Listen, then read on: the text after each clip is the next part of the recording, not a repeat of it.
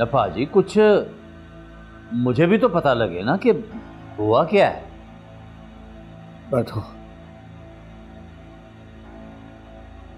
यार, क्या बताओ, वो जफर अली ने तो जमीन की तबाही कर दी है। वो इतनी मेहनत के बावजूद भी फसल अच्छी नहीं हुई। ना पाजी, अब आपको ये ज़मीन बुरी लग रही है। पहले तो आपने इस ज़मीन की तारीफ के कुराबे आसमान के साथ जा मिलाए थे, और अब आप कह रहे हैं कि ज़मीन इतनी बुरी। क्या हो गया पाजी? बस सुना तो यही हुआ था जमीन के बारे में, पर ये सब कुछ जफर अली ने झूठ तो माया हुआ था। मैं तो जमीन लेके पछता रहा हूँ। वैसे बाजी, ये बात तो पहले सोचने वाली थी। अब ठेका अदा करने का वक्त आया है तो आपको ये सारी बातें याद आ गई। अच्छा चलो ना, इस बार जरा अबरार अली से कहो कि इस बार ठेका छोड़ दे, अगली बार ज्यादा कर देंगे। ना पाजी, बिल्कुल भी नहीं। देखिए पाजी, मुझे तो अब आप माफ़ी रखें, इसलिए कि मैं इब्रार अहमद से कोई ऐसी बात अब नहीं करने वाला।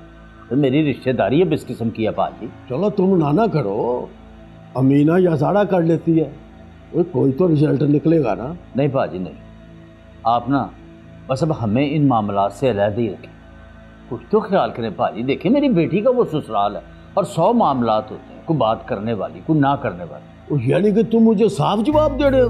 पाजी अब आप खुद सोचिए, मैं मजबूर हूँ। आप ऐसा करें कि ज़मीन वापस कर दें, इससे पहले कि हमारे आपस के ताल्लुकात ख़राब हो जाए।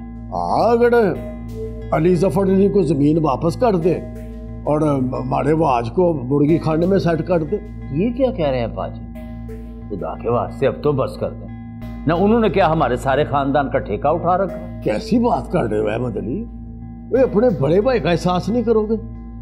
पाजी, जब मुझ पे वक्त आया था ना, तो मेरा भी एहसास किसी ने नहीं किया था, तो अब मैं किसी का एहसास क्यों करूं? और इससे क्या हो गया?